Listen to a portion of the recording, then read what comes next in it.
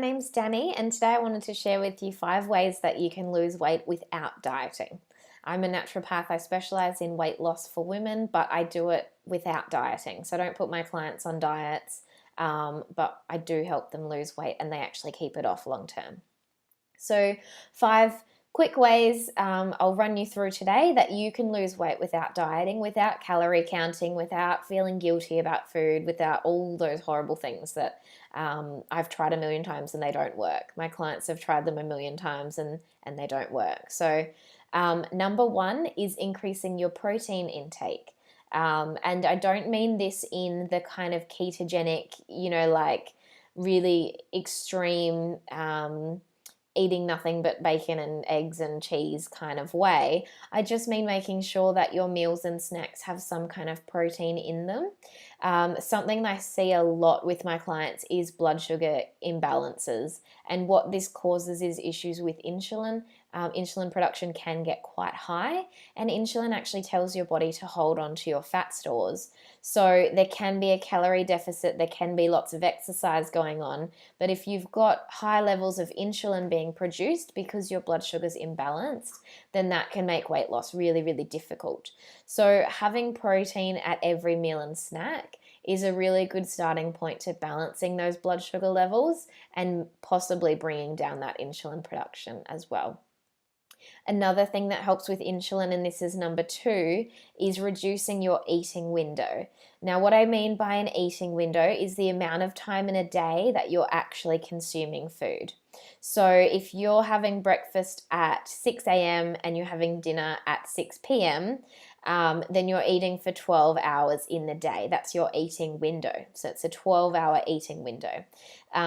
You might be eating for more than 12 hours. Your eating window might be bigger than that in terms of hours, and for most of my clients it is at the start.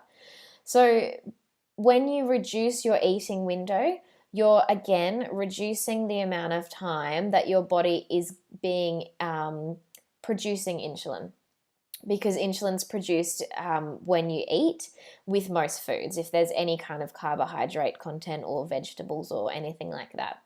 So by reducing the eating window, you're reducing the amount of time that your body's producing insulin, and you're actually giving your body a really nice overnight fast as well. And that fasting is really important for health, not just for weight loss.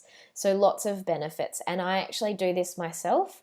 I've been doing it for about 3 months, and I really like the way of living. So it's not super restrictive, but just by bringing that eating window down a little bit, you can really make a difference with weight loss as well.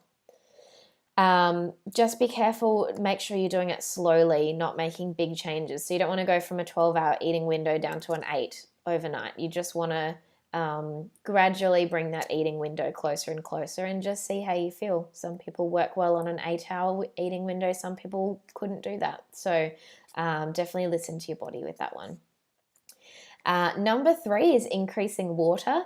Super simple, but really is something that I see a lot in clinic, that women just aren't getting enough water in the day. And a big part of this is usually busyness and just not having time to think about it. So my favorite way to get the water intake up is just by creating a habit where you start your morning off with a big glass of water, half a bottle of water, a full bottle of water, depending on what you can do. But it's a really nice way just to really easily increase the amount of water that you're getting each day. A lot of my clients say they don't want to drink water late at night because they'll be up, multiple times going to the bathroom. So get it in the morning, before your breakfast, before your morning coffee. Make it the first thing that you do each morning. And once you get into that routine and you can increase the amount of water you're having in the morning, it really does just become another part of your day that you don't really have to think about. Number 4 is moving your body in a way that feels good. And the important part here is it feels good. So I don't want my clients going to the gym for an hour and slogging it out and hating it and just, it's a chore and they don't want to be there. It's not going to make as much of a difference to their weight, and it's not going to be something that they sustain long term. So do something that feels good for you, do something that feels fun, join a dance class, If you like running, go for a run. If you prefer walking, go for a walk. You can try swimming, join a team sport. There's so many ways that you can move your body, and it doesn't have to be the going to the gym or the going for a run or the running on the treadmill or those kind of typical weight loss exercises. The important thing is that you're moving, and if you're doing it in a way that feels good and fun, you're actually going to want to do it, and you're going to want to do it long term as well. And the last one, number 5, is reducing stress. This is something that I see so much with my clients. I think as women, and particularly as mums, I see a lot of mums in the clinic. We're all trying to be superwoman. We're trying to do everything. We've got the job, we've got the kids, we've got the house, we've got the husband that needs taking care of. There's so many things going on in our life all the time, and it's natural that we're going to feel stressed with all that going on. A lot of my clients say that they don't actually know how to stop anymore. They don't actually know how to relax, and it's really important that they get that back into their life. So taking time for yourself whenever you can. It doesn't have to be an hour-long bubble bath, but going outside and sitting on the front porch in your swing chair for 5 minutes is going to reduce your stress levels. So just finding any way that you can, preferably each day, to reduce your stress is going to make a really big impact on your weight. When we're stressed, we produce a hormone called cortisol. It comes from our adrenal glands, which sit right above the kidneys, and cortisol helps us cope with the stress. So it's a good thing. We want that cortisol.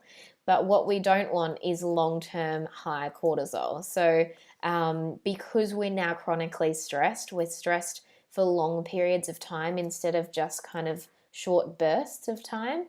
That cortisol level can stay high for too long. And what cortisol does as a hormone is it tells your body to hold on to fat stores. So when your cortisol levels are really high, you're more prone to gain weight around the tummy area, and it does make it really difficult to lose weight. So getting that cortisol down can really make a big difference to weight loss. A little tip that I like to share with my clients, a really easy one, is getting outside every day for 20 minutes. So if you go outside for 20 minutes, not talking about exercise, not talking about sunshine, completely separate to all of those things, even though they're great, but just getting outside, it actually lowers your cortisol levels for the corresponding 24 hours. So 20 minutes outside means that for the following 24 hours, you'll have lower cortisol levels than if you hadn't spent that 20 minutes outside. So that's a really powerful impact that it has on your cortisol and possibly on your weight as well. And lower stress just generally means happier mum. It has a really big impact on your overall well-being too.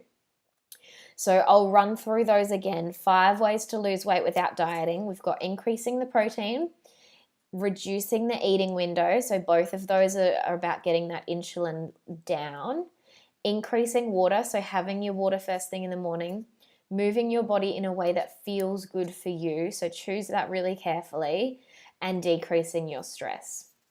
I hope that's been helpful for you. They're my 5 tips. And I look forward to hearing how you're going with all of those things. Maybe just try one of them first and go through the list and slowly integrate those into your life. Okay, bye.